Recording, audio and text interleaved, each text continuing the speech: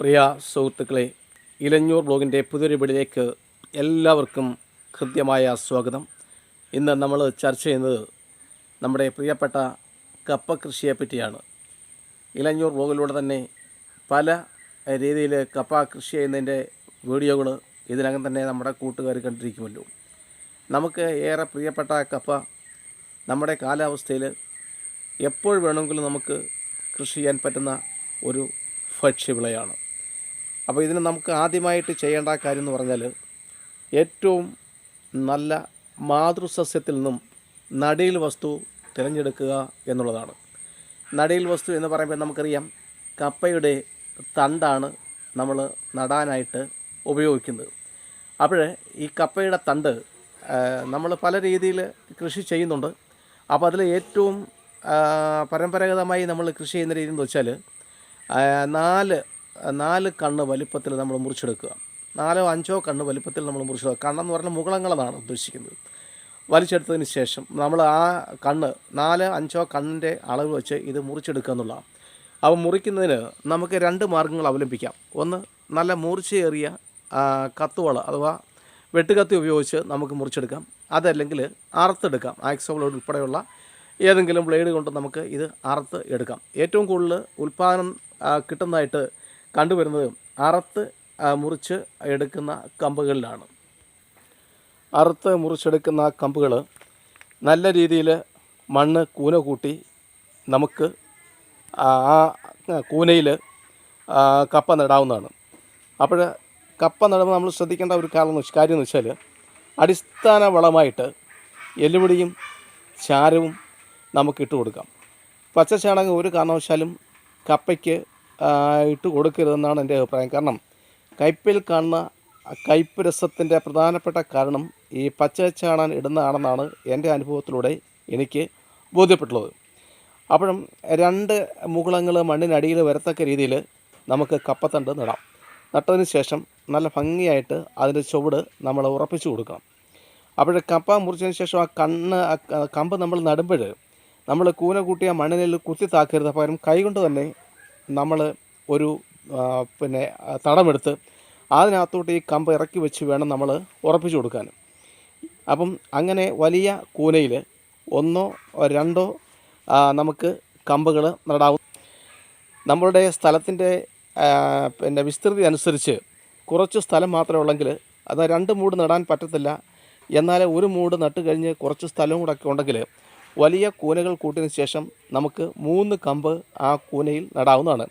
അങ്ങനെ നടുമ്പോൾ നമ്മൾ ചെയ്യേണ്ട കാര്യം എന്ന് വെച്ചാൽ അതിൽ ആ 3 കപ്പയ്ക്ക് വളർന്നു വരാൻ ആവശ്യമായ വളങ്ങളും ഒക്കെ നമ്മൾ ചേർത്ത് കൊടുക്കേണ്ടതാണ്. നമ്മൾ ഈ കപ്പ നട്ട് ഏതാനും ദിവസങ്ങൾ കഴിയുന്നുണ്ടേ ഇത് ഈ കാണുന്നത് പോലെ തന്നെ വളർന്ന് വരും. ഈ സമയത്താണ് നമ്മൾ 2ാമത്തെ വളം കൊടുക്കേണ്ടത്. 2ാമത്തെ വളം എന്ന് പറയുമ്പോൾ നമ്മൾ നേരത്തെ ഇട്ട് കൊടുത്ത എല്ലുപൊടിയും ചാരവും ഇട്ട് കൊടുക്കുന്നതോടൊപ്പം തന്നെ കടലപ്പിണ്ണാക്ക് കുതിർത്തെന്ന് പറയുമ്പോൾ 7 മുതൽ 15 ദിവസം വരെ വെള്ളത്തിലിട്ടതിന് ശേഷം അത് വെള്ളത്തിൽ ഇളക്കി യോജിപ്പിച്ചതിന് ശേഷം ആ വെള്ളം 1 കപ്പിനകത്ത് 7 കപ്പ് സാധാരണ വെള്ളം കൂടെ ചേർത്ത് വീണ്ടും യോജിപ്പിച്ചതിന് ശേഷം ഇതിൻ്റെ ചുവട്ടിൽ ആഴ്ചയിൽ 1 ദിവസം വീതം നമ്മൾ തളിച്ചു കൊടുക്കേണ്ടതാണ്. അങ്ങനെ നമ്മൾ തളിച്ചു കൊടുത്ത് കഴിയുന്നുണ്ടെങ്കിൽ ഒരു 10-15 ദിവസം കൂടെ കഴിയുന്നുണ്ടെങ്കിൽ നല്ല വളർച്ച ഈ കപ്പയ്ക്ക് ഉണ്ടാകുന്നു. അങ്ങനെ ഉണ്ടാകുമ്പോൾ നല്ല കൂനയുടെ മുകളിലാണ് നമ്മൾ ഈ കപ്പ നട്ടിരിക്കുന്നത്. അതുകൊണ്ട് തന്നെ കപ്പയുടെ വേരിന് ആഴ്ന്നിറങ്ങി പിടിച്ചു നിൽക്കാൻ പറ്റത്തില്ല. വേര് ചീനിക്കിഴങ്ങായി രൂപപ്പെടുന്ന ഘട്ടമായി മാറും. ഈ സമയത്ത് ഒന്നുകൂടി മണ്ണ് കൂനയിട്ട് കൊടുക്കുകയോ അതല്ലെങ്കിൽ മറിഞ്ഞ് വീഴാത്ത രീതിയിൽ അതിന് താങ്ങുകാല് കൊടുത്ത് സംരക്ഷിക്കുകയോ ചെയ്യേണ്ടത് നമ്മുടെ അത്യാവശ്യമാണ്.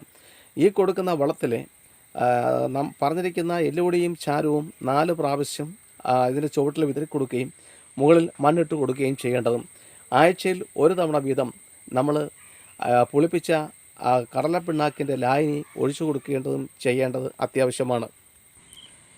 സ്ഥലവിസ്തൃതി കുറഞ്ഞവർക്ക് നമുക്ക് ചാക്കിൽ കപ്പ കൃഷി ചെയ്യാൻ പറ്റും.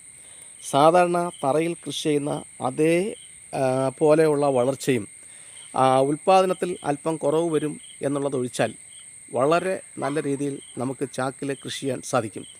ഒട്ടനവധി ആളുകൾ ഇന്ന് സ്ഥലവിസ്തൃതി കുറഞ്ഞ മൂലം കപ്പയോടുള്ള ഇഷ്ടം കൊണ്ടും ചാക്കിൽ കൃഷി ചെയ്യുന്നുണ്ട്.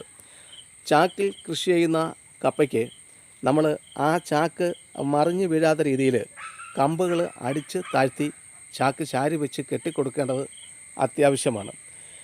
ഇന്നത്തെ സാഹചര്യത്തിൽ 6 മാസം കൊണ്ട് വിളവ് പൂർത്തിയാകുന്ന കപ്പയും 10 മാസം കൊണ്ട് വിളവ് പൂർത്തിയാക്കുന്ന കപ്പയും നമുക്ക് ലഭ്യമാണ്.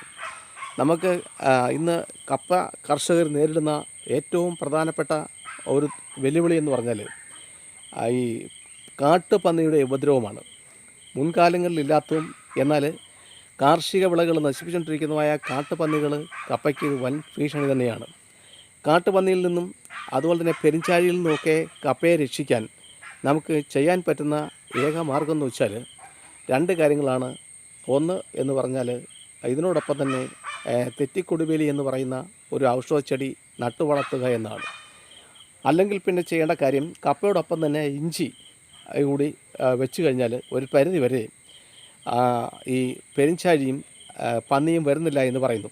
അതിനെക്കാട്ടിലുപരി ഞാൻ പരീക്ഷിക്കുന്നത് ഈ തെറ്റിക്കൊടുവേലി നട്ടുപിടിപ്പിക്കുകയാണ്. തെറ്റിക്കൊടുവേലിയുടെ ഒരു ഗുണം എന്ന് പറഞ്ഞാൽ അത് ചീനി നമ്മൾ പറിച്ചെടുക്കുമ്പോൾ തെറ്റിക്കൊടുവേലിയുടെ വേരും കൂടി നമുക്ക് കിട്ടുകയും അത് മരുന്നായി ആയുർവേദ മരുന്ന് കടകൾ പിന്നെ അങ്ങാടിക്കടകളിൽ നമുക്കത് വിപണനം ചെയ്യാൻ സാധിക്കുകയും അങ്ങനെ അതിലൂടെ വരുമാനം നമുക്ക് ലഭ്യമാവുകയും ചെയ്യും.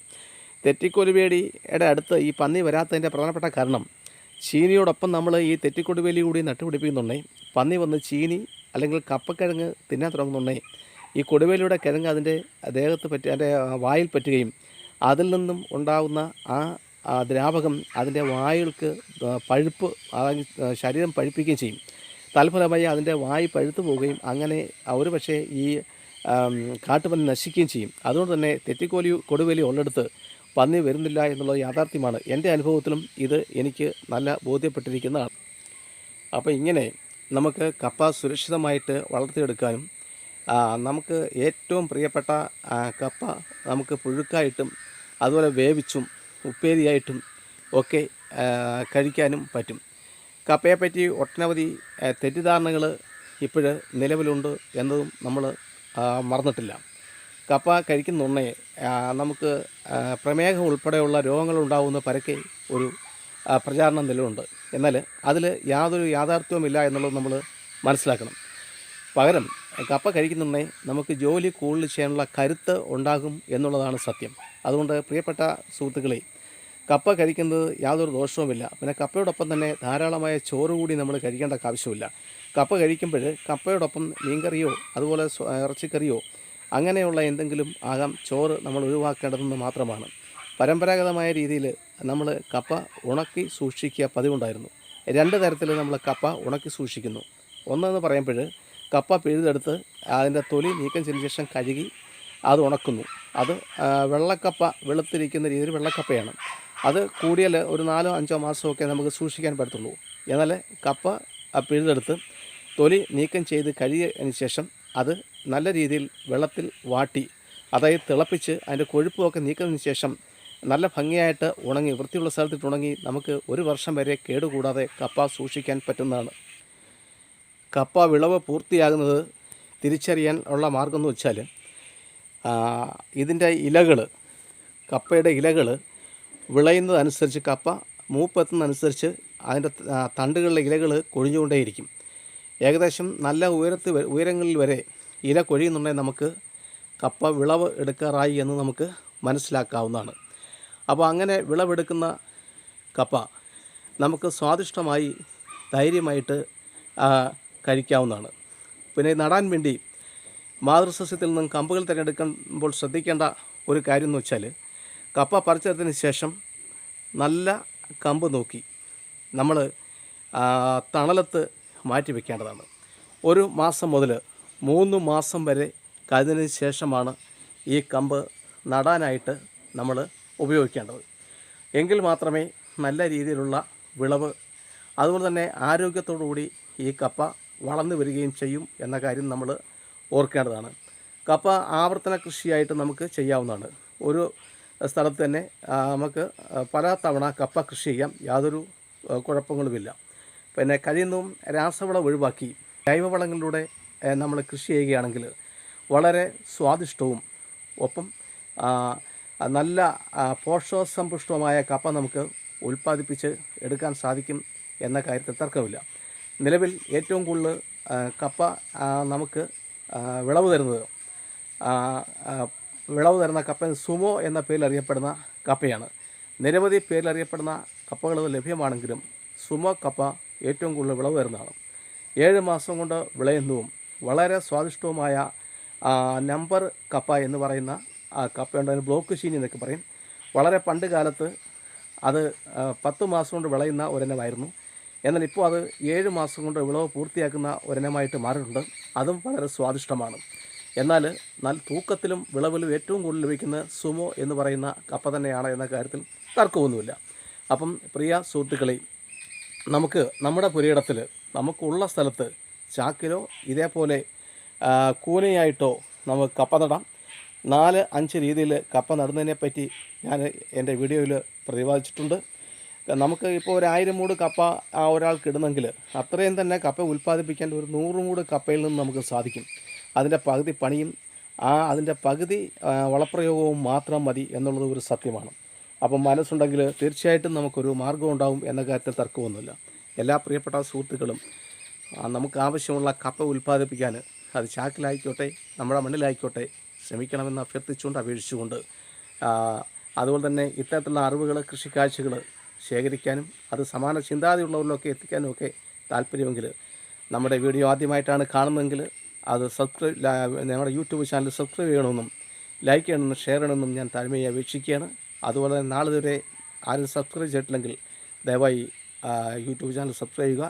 ഇതുവരെ എനിക്ക് പ്രചോദനമായ കരുത്തായി ശക്തിയായി താങ്ങായി തണലായി ഒക്കെ നിലകൊള്ളുന്ന എൻ്റെ പ്രിയപ്പെട്ട മാന്യമിത്രങ്ങൾക്ക് സബ്സ്ക്രൈബേഴ്സിന് ഞാൻ നന്ദി അറിയിക്കുന്നു. എല്ലാവർക്കും ഒരിക്കൽ കൂടി നന്ദി, നമസ്കാരം.